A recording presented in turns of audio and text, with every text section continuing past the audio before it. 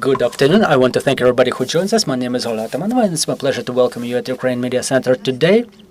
It's been 11 years of the war. Today is day 985 of the full-scale invasion of our homeland by Russian aggressor.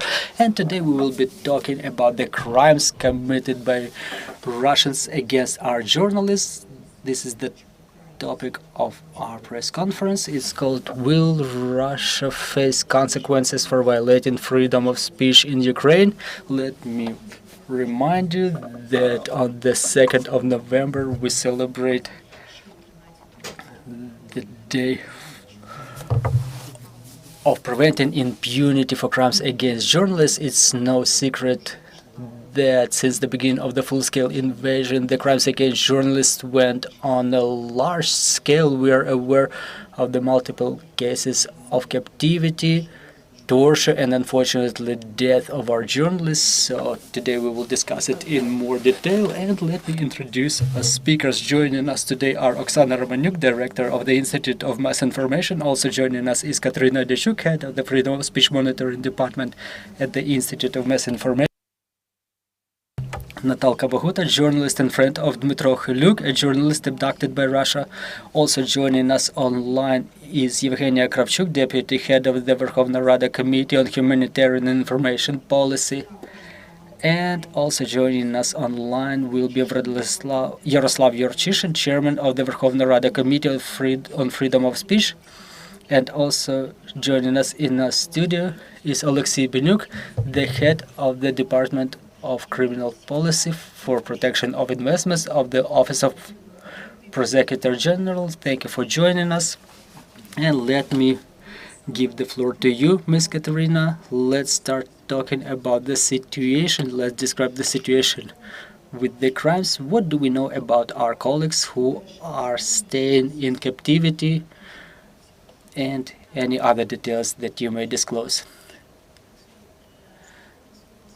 Good afternoon, dear colleagues. Thank you for attending our conference. The Institute of Mass Information has been monitoring these violations of the freedom of speech for 20 years, and we started documenting the mass crimes against media persons starting with the year 2014 when the Russia-Ukrainian war started.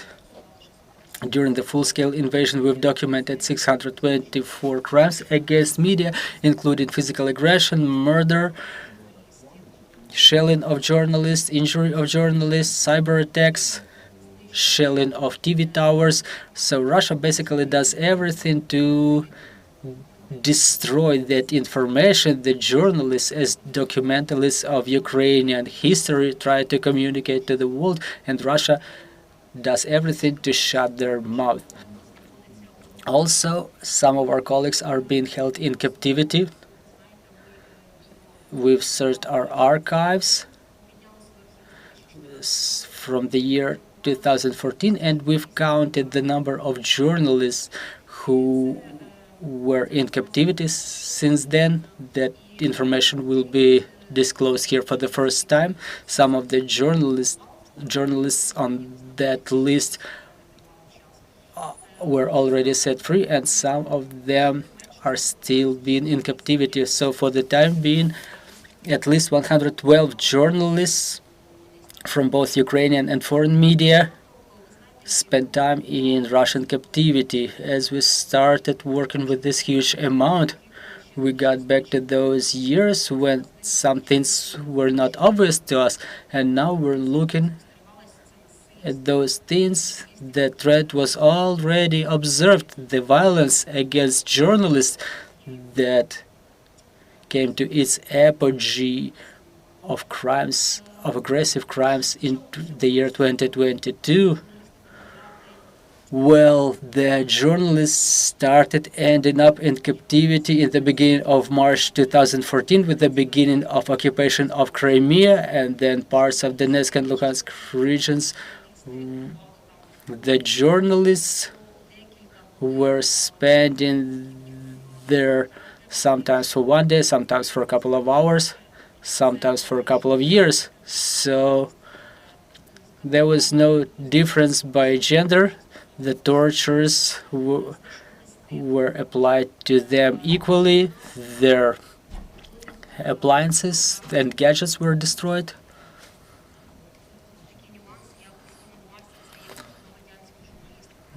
Then, such a phenomenon as civil journalists in Crimea has emerged when the information vacuum was established in Crimea. Many journalists had to leave, and some on country were coming that way to describe the events unfolding there. Those green men, now we understand those were Russian military. So the patriotic Crimeans started covering those repressions exercised by Russia in Crimea, and many of them are currently being held in captivity. They've got long sentences by Russia, and they are currently on our actual prisoners of war list.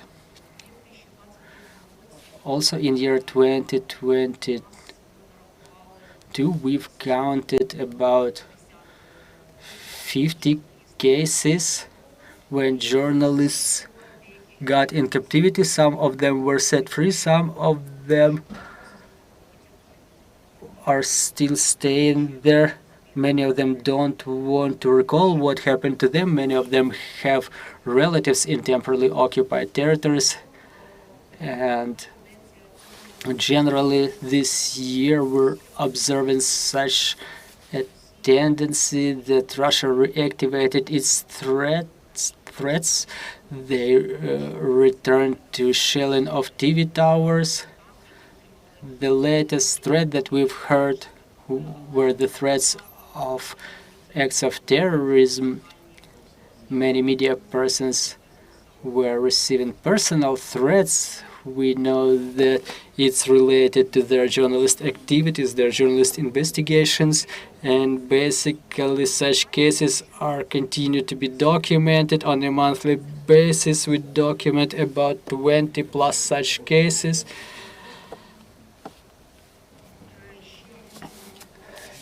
Also, let's not forget that we have Ukrainian responsibility, not only crimes committed by Russia, there are also crimes that Ukrainian party is responsible for. With the beginning of the full-scale invasion, that number was flat zero, but now we're observing certain activity. It varies at lower level, but still it exists. We observe quite a negative trend when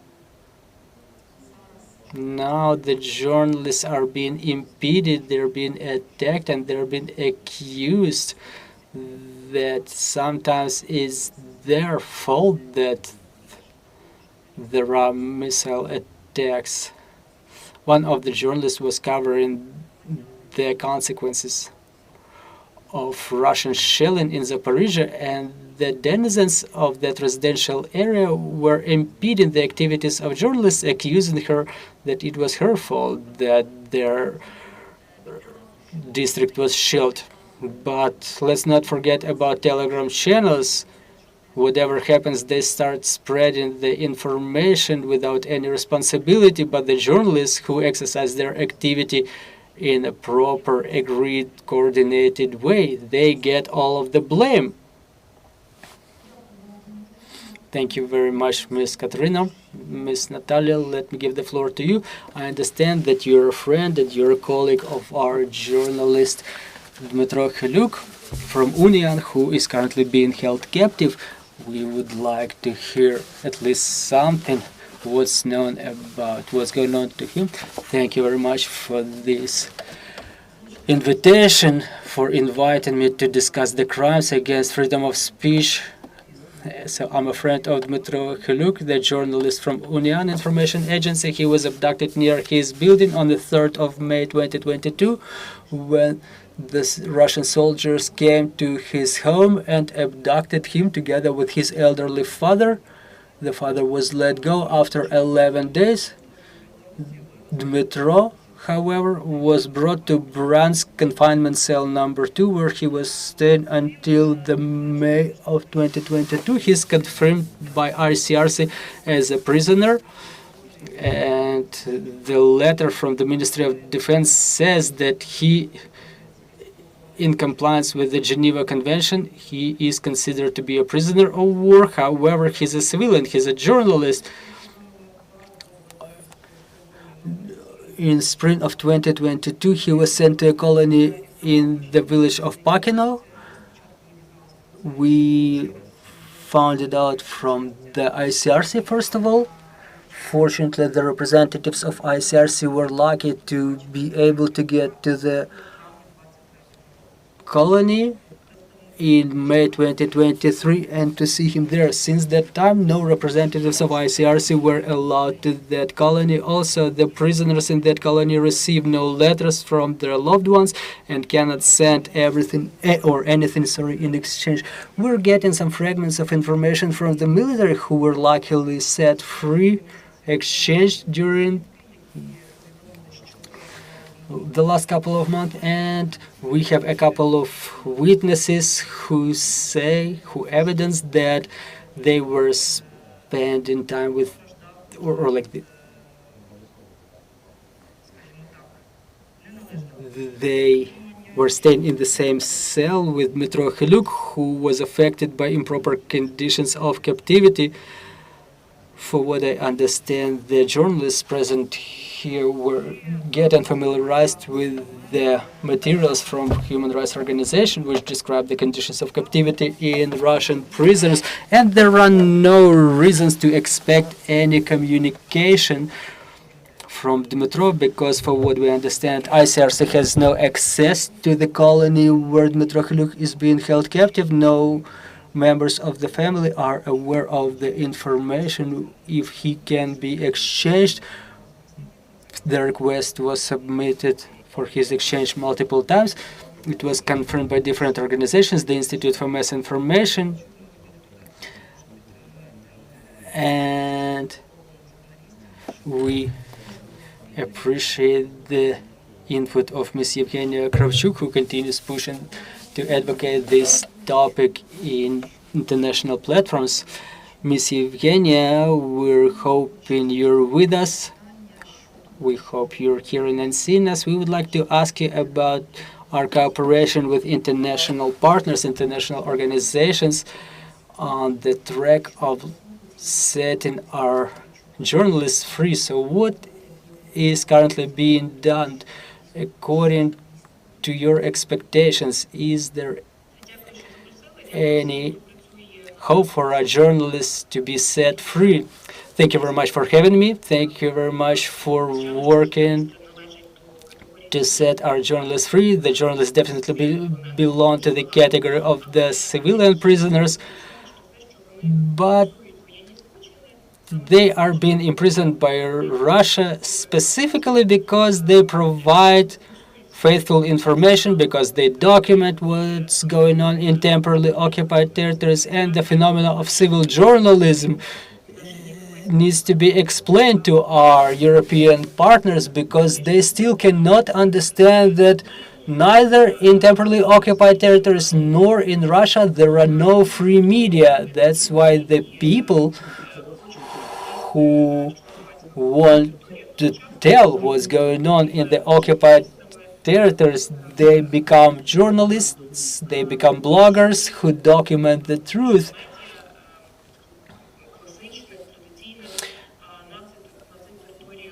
And the classic media do not operate in those territories. Do the resolutions of Parliamentary Assembly of Council of Europe set anybody free from captivity? No, definitely they do not, but it's the element of publicity, it's the element of transparency, and even the families of the prisoners of war, including the families of the journalists, they need the names of their loved ones to be disclosed in and discussed in all of the international platforms. Now I'm staying in the United States on a business trip. We are about to have a building with the Helsinki Commission. They prepare a delegation of the congressmen who take part in the meetings of Parliamentary Assembly of the Council of Europe. But again, their responsibilities are more broad. They deal with human rights. They hold permanent hearings, and they have significant influence in identification of recommendations to the government on imposition of sanctions. That's yet another element of pressure.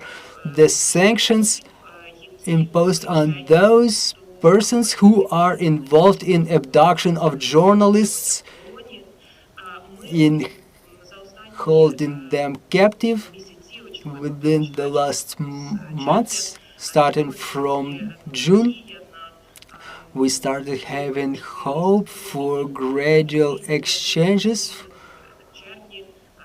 including the exchanges of civilian prisoners. In June, Nariman Jalal was brought back, who is a journalist again. He's a political activist, and he was already providing evidences to the Parliamentary Assembly of Council of Europe during their fall session in October. And in June, we were able to hold a dedicated event. Kateryna and Natalia were speakers at that event. And basically, it was the first time that I've seen the delegates from PSC, the parliamentarians from 40-plus countries, crying when they were hearing Kateryna Osipenko describing the tortures of her husband, when Natalia and Kateryna were evidencing about what's happening to a person who wants to tell the truth, but they're being thrown into a cellar. So PSC works on a dedicated resolution on the captive journalists and what can be done to set them free. I hope that in the beginning of the next year we will be able to hold joint meetings with the legal committee, who have special mandate on the topic of prisoners of war and civilian prisoners, and we will be able to invite speakers from Ukraine. Hopefully Maxim Butkevich will be able to take part. He was set free as a combatant, but we understand that he has not been exchanged for so long because he's a human rights defender and a journalist as well. And definitely the administration of the colony was aware about that. We will also touch upon this issue with the Helsinki Commission during our meetings, and we will continue talking about this in all international platforms, and hopefully there will be a hearing in European Parliament. What does the publicity give us? Is the pressure on the International Committee of the Red Cross, because it's specifically ICRC who has a mandate to access the prisoners of war, but frequently they act, diplomatically speaking, indecisively, irresolutely, because they are afraid Russia will ban the access even to that small number of prisons that they have access to. But comparing the territory of Russia and the temporarily occupied territories, the temporarily occupied territories is a black hole, because in Russia there are still some attempts of the lawyers who or attorneys who try to visit the prisoners of war, but in temporarily occupied territories the people just disappear. The number of the prisoners is only going to grow in the temporarily occupied territories because we don't have any access to those places, just like international organizations, and we have to count on the mediation services in terms of exchanges. And when it comes to exchange journalists, President Zelensky handed over the list of captive journalists to the Pope, and we hope that the Holy Throne will take necessary efforts to affect the exchanges. Thank you very much, Ms. Yevheniia. Hopefully Mr. Yaroslav has already joined us. It's 6:20 right here, so hopefully Yaroslav made it this early in the morning. Well, good morning, Yaroslav. Thank you for joining us. In continuation of our topic, I would like to ask you about the efforts of the committee to have our journalists brought back home. We've seen the story of Victoria Roshina, and clearly we understand not everybody has time for loan return, and we're seeing those horrible cases that result from their difficult health conditions. Well, as I was appointed the head of the Freedom of Speech Committee by the Parliament in December last year, one of our key priorities that we've identified for ourselves is the work to set the captive journalists free. Thanks to the efforts of the Institute of Mass Information, thanks to the human rights initiatives, it was clear to us that the journalists pose a specific aim for Russian occupational administrations, for Russian occupation forces, in order to intimidate the Ukrainian media community as well as international journalists, so they don't show the truth about those horrors, in fact the genocide committed by Russian troops in temporarily occupied territories. We immediately got reliable partners from the Ministry of Culture and Information Policy, and on the primary stage we've agreed it with the coordination headquarters on handling of the prisoners of war, and our work was less public, so to say. Back then we were calling and demanding the Russian Federation to set Ukrainian prisoners of war free, including the journalists.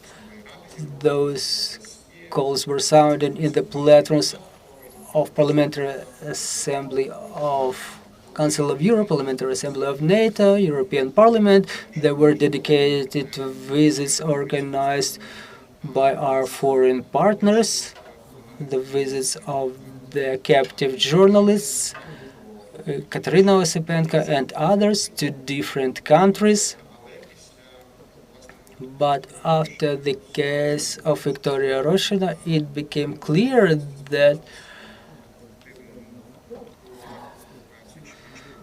hoping for less public advocacy is non-existent anymore, because the fact that Russia doesn't sense any global pressure on the track of captive journalists results in Russia starting killing,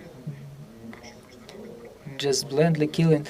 So with the support of our international partners and Reporters Without Borders, the Institute of Mass Information, we're preparing for more public communication. Some of the steps were already taken.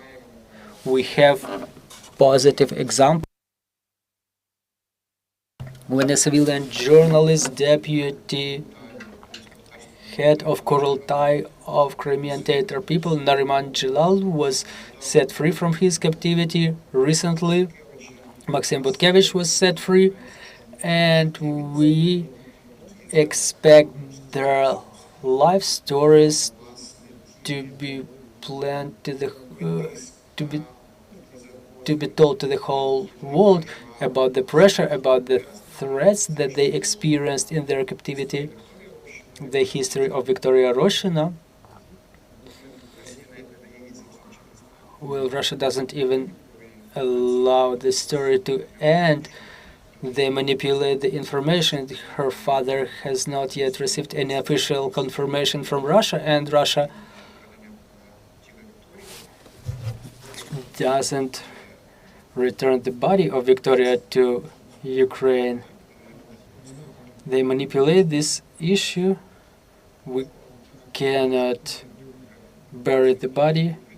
We cannot get any concrete information. This story definitely needs to be given publicity, because honestly, just a couple of weeks ago, on my travel to Berlin, I've seen that the global journalists community, the German journalists, are not aware of the stories of Ukrainian journalists held captive by Russia, and thus they are not included in the process. They're not asking their politicians whether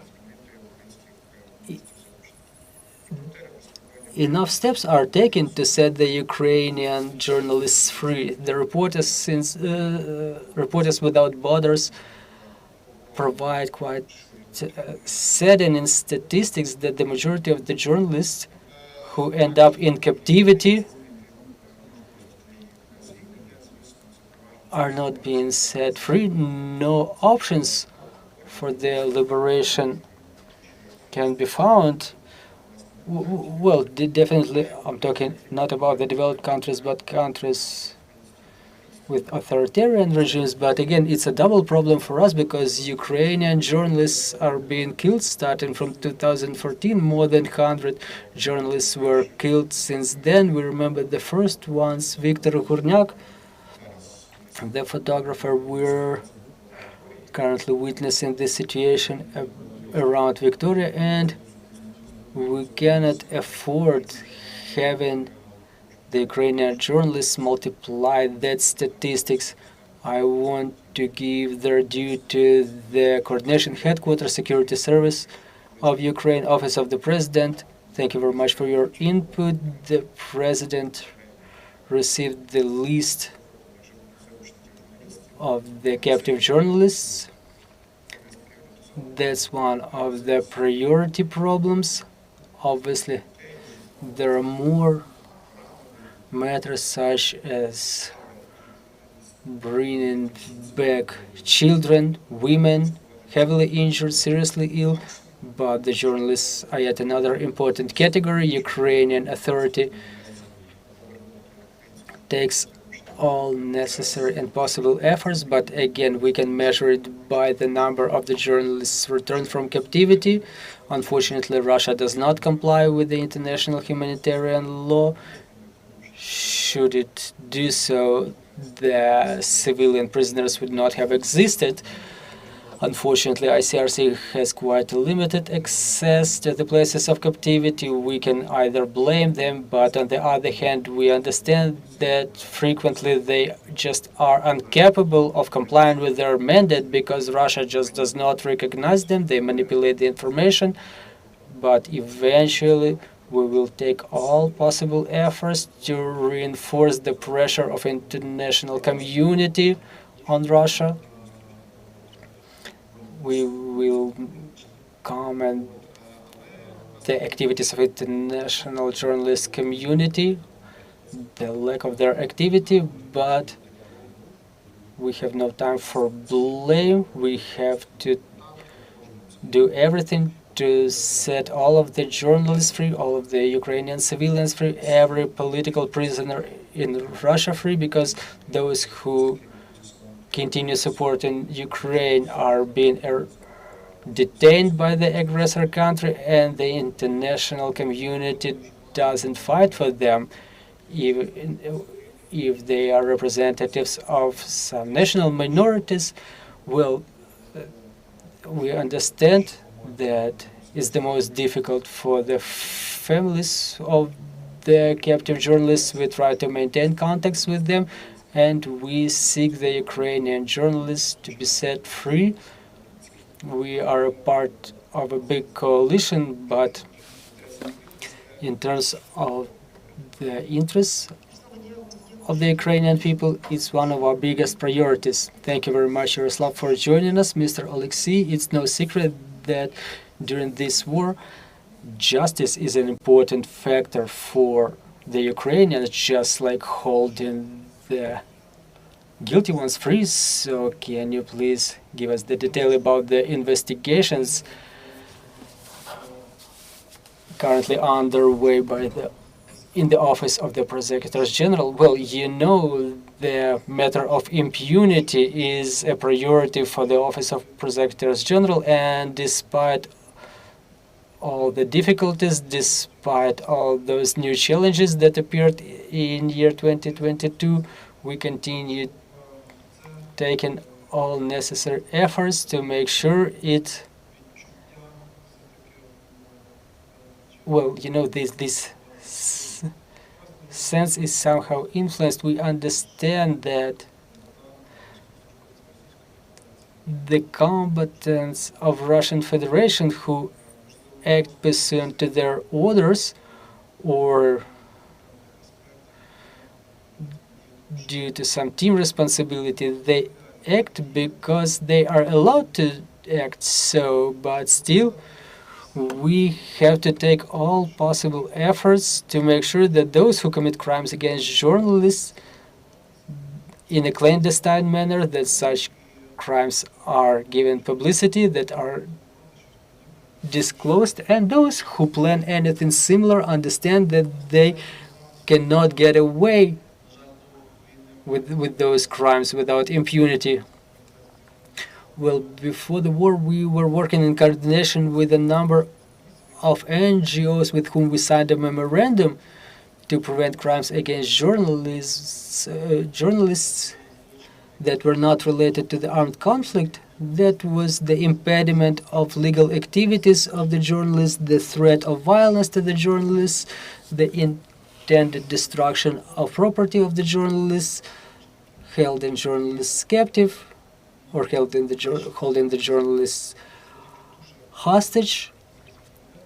Well, we've made it in part thanks to the active position of the civil society, but starting with the year 2022, we were added by another category, the war crimes against journalists, and relying upon that platform, that memorandum that was already created, we've started monitoring this category, and there is a dedicated department in the office that was established to investigate war crimes committed by Russian Federation. So that department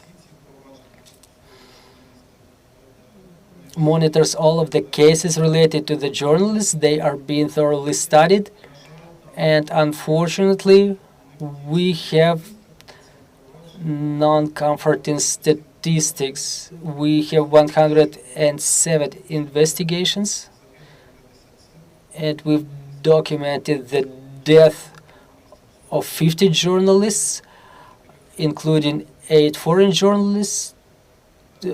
45 were injured, including 25 foreign journalists.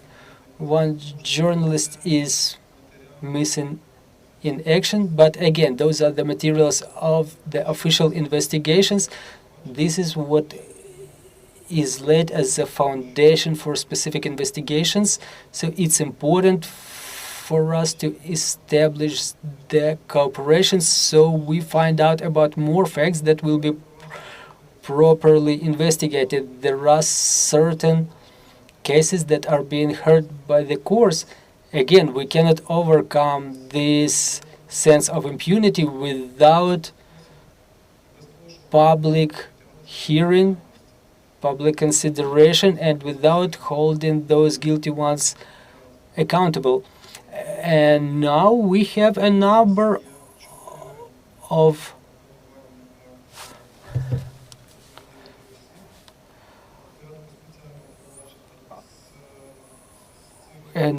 resolutions with regard to 9 persons. One was sentenced to 9 years and 2 more were sentenced to 12 years.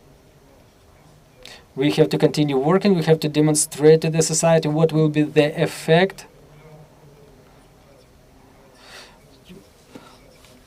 And we work with the NGOs who protect the rights of the journalists. Our next meeting is on the 14th of November, and we will discuss in detail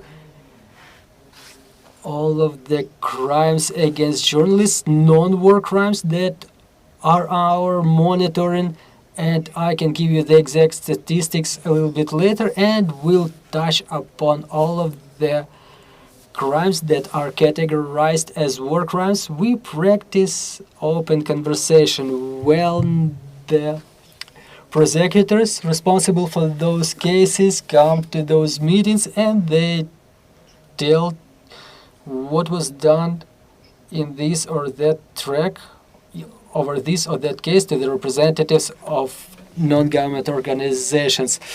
Well, thank you very much. So let's try to finalize this conversation.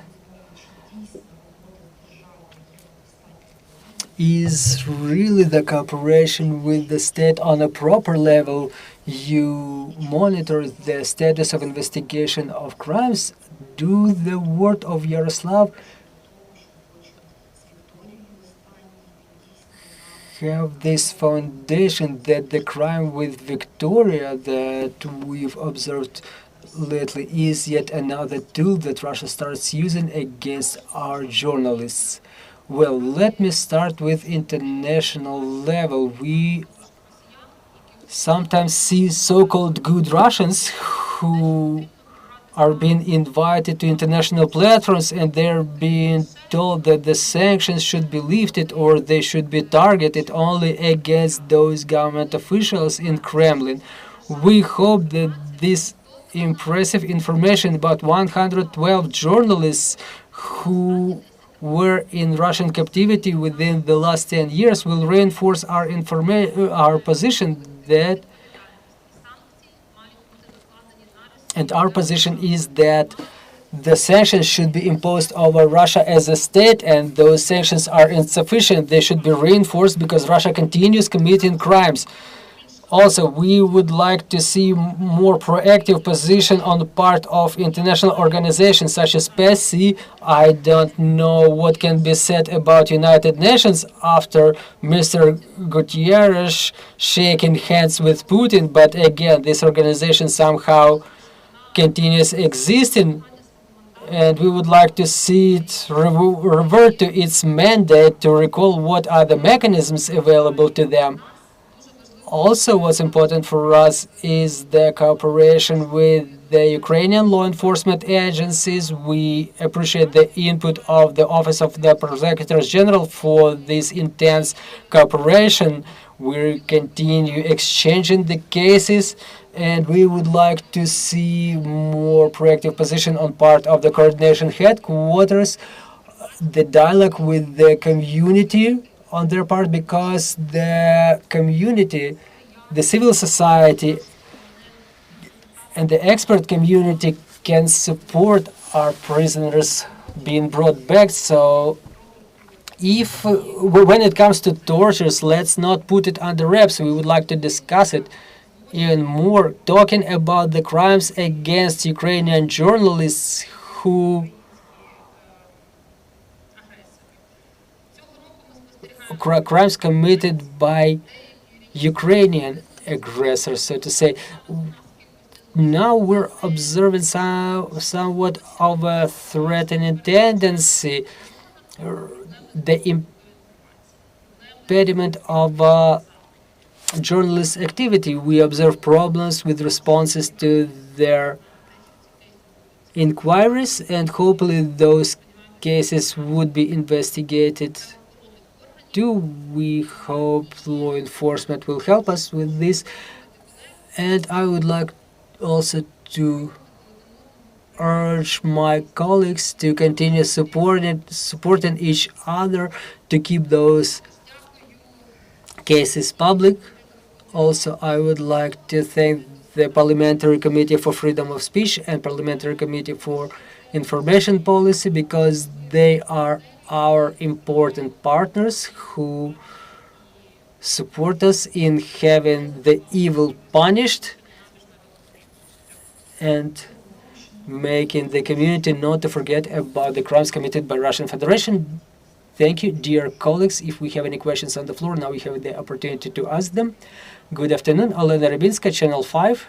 Ms. Oksana, I would like to ask more about the cooperation with the coordination headquarters. Based on what you can say or they can say, how does it happen? We understand when it comes to the military, but when it comes to the captive journalists, say God forbid there is documented fact of a journalist who has gone missing, what happens next and how difficult is it? I mean, those processes are difficult, but when it comes to journalists, there should be something beyond.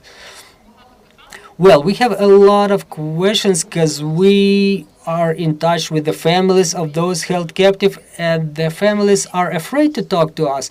Even despite the cases are public, it can be publicly known that a journalist has been detained and they are being subject to tortures, but their relatives again are afraid even to talk about the conditions of captivity because the coordination headquarters prohibit them to do so. I think it's a non-productive position, because if we talk publicly about the tortures, about the hunger strikes, about the failure to provide medical aid, we will be able to stimulate, incentivize the international organizations and Western countries to reinforce their pressure over Russia so they set those hostages free, thus saving their lives probably. Thank you very much. Dear friends, do we have any more questions on the floor? Question which is more an appeal to you, because you're following, of course, the question of the freedom of the press. And I think it's all dear to us, this big problem as it is to you. You know, few days ago, I entered in the area occupied of Kursk with the Ukrainian army. You know, for the Russian, if you enter in the Russian territory, we are wanted. So the Moscow authority should already, I know the embassy in Rome, they say I'm wanted by the Russian because I enter in Russian territory. But I understood, and I did it on purpose. I think that we have the right. We, in a war situation, we have to enter in an occupied territory to testify. But I understood that in Ukraine, there is the same problem. If tomorrow I will go to Mariupol, let's say, with the Russian army, because it's the only way for me to enter, to tell what happened, then the Ukrainian authority will persecute me. Don't you think it's not fair? Don't you think that this is something that should be correct? Thank you. Should I answer in English? Is it okay? Okay. Працює перекладач. Я скажу. Yeah. Put it first in English and then in Ukrainian. That there is a mechanism when you coordinate your actions with the Ukrainian Foreign Ministry and the Ukrainian Security Service. You inform them in advance that you have journalistic interest and you do not plan to play like the Russian puppet, but you serve, for instance, a reputed, well-known international media, which also confirms that you will work as a journalist. I believe there is a mechanism, because I have already seen several international, very well known media that used it in practice, and they were able to do these reports.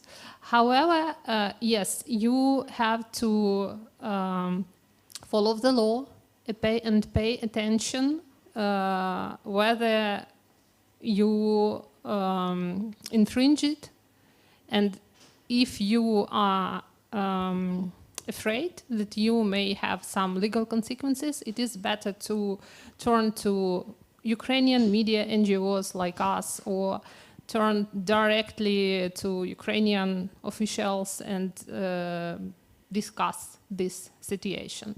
As for Kursk situation, it was not also an easy issue for us because like normally it is the violation of international legislation as well.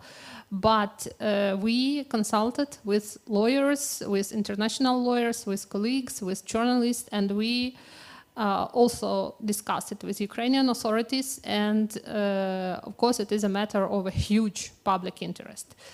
Another issue is that when you enter Kursk, you are able to film the situation as it is. When you enter, let's say, for instance, Mariupol, you will film what you are shown. So do you think you will be allowed to film anything which is ruined, or you will be shown Potemkinska, these villages, staged formations showing that Russia is rebuilding Mariupol, people are happy? If you will not have opportunity to collect information, real information, I would doubt the goal, the aim, I would doubt that it is worth that risk, or will it be real journalistic activity? Or you will be just deceived? Я повторю для українських колег коротко. Перше, для того, щоб відвідати окуповану територію і Well, in order to get to temporarily occupied territory of Ukraine, you have to consult with Ukrainian Ministry of Foreign Affairs and Ukrainian Security Service to find proper mechanism. Because let me remind you, when there was a fake referendum held by Russians in temporarily occupied territories, it was important for us to make the world know about this referendum, so that the international media could cover it, that this referendum is going on under the barrel of a gun. Talking about Kursk, it's a violation of legislation, but we were consulting a lot, and we've decided that the societal value prevails. What's different about covering Kursk and Mariupol? In Kursk, you're filming the real situation, the way you're seeing it, and if you go to Mariupol with the Russians, you will be shown the grateful, liberated people, and it, in my opinion, would not be the real journalism. It will only create a risk for you, but the value of this material would be doubtful. Lorenzo, do you have more questions? Well, it's a philosophical question. What is real journalism? We can make a special symposium. What is real journalism? For me, the journalism is a kind of art of the possible. In a war situation, you do whatever you do, sometimes with rules, sometimes not. I've been in so many wars. This is my work for the last almost 50 years. So that's journalism. But I tell you, when I entered in the area of Kursk, there were rules. I could not talk with anybody. It is normal. Few months ago, I went inside Gaza with the Israeli army. You cannot imagine the limitation. I was so angry. I couldn't talk with anybody, only with the Israeli spokesman. Better to go than not. I mean, one of the fascination of our job is the art of the possible.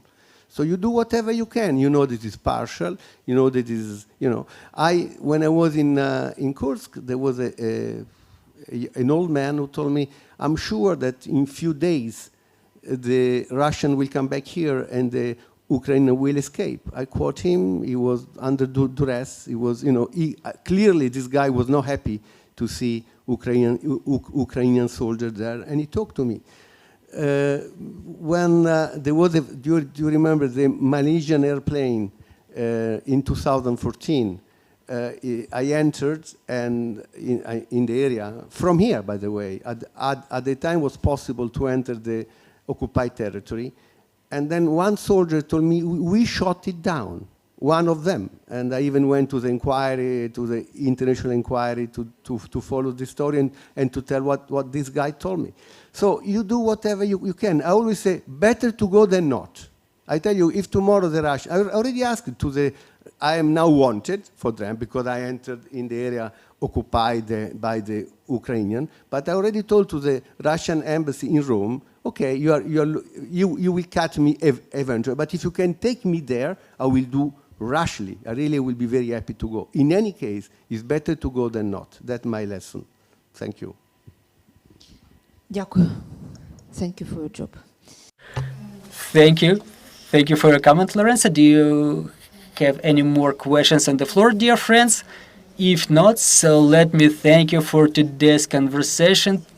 Thank you for covering this sensitive topic. I would like to thank everybody who continues working on setting our prisoners free, both military and civilian and journalists. Hopefully they all come back home shortly and we continue working together for our victory. We want to thank our security and defense forces, thanks to whom we can hold events like this, and glory to Ukraine, glory to the heroes.